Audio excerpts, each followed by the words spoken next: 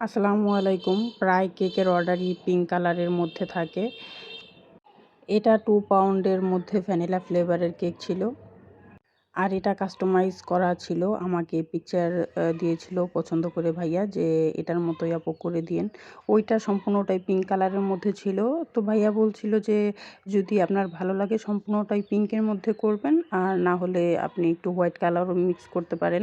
তো আমি ভেবে দেখলাম যে না, পিকচারে যেভাবে আছে সেভাবেই সম্পূর্ণটাই পিঙ্ক কালারের মধ্যে করলেই হয়তোবা ভালো লাগবে। তো আমি ক্রিম দিয়ে এটাকে ফিনিশিং করে নিয়েছি। আর আর এটা যেহেতু একটা ফ্ল্যাট কেক ছিল, তাই সেম টু সেম পিকচারের মতো করতে পারিনি। কারণ নিচের বর্ডারে 2টা নজেলের ডিজাইন ছিল। আমি নিচে একটা নজেল দিয়ে কাজ করেছি। কারণ আমি যদি এখানে 2টা নজেলের কাজ করতে যাই তাহলে এখানে জায়গা অনেকটা খেপে যাবে।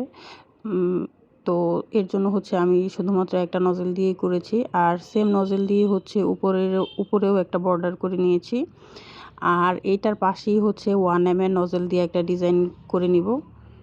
লাস্ট মুহূর্তে যখন ক্রিম শেষ হয়ে যায় তখন কেমন লাগে বলেন তো? তো এই এই টাইপের ডিজাইনগুলোতে ক্রিম একটু বেশি পরিমাণে লাগে। আর আর সাইডের যে ডিজাইনটা ছিল, এইখানে আমি রাইটিং যে নজেল থাকে ওইটার একটু মোটাটা নেওয়া হয়ে গেছে, আর একটু চিকনটা নিলে মেবি ভালো হতো।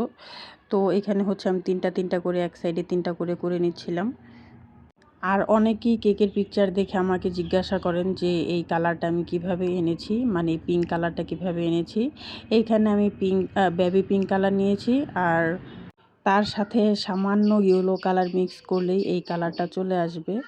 তো ওইটার উপর দিয়ে আবার স্টার নজেল দিয়ে করে নিচ্ছিলাম, আর তার নিচে একটা করে হোয়াইট সুগার বল দিয়ে দিচ্ছিলাম। আর এখানে 4 সাইডে 4টা বো লাগিয়ে দিচ্ছিলাম।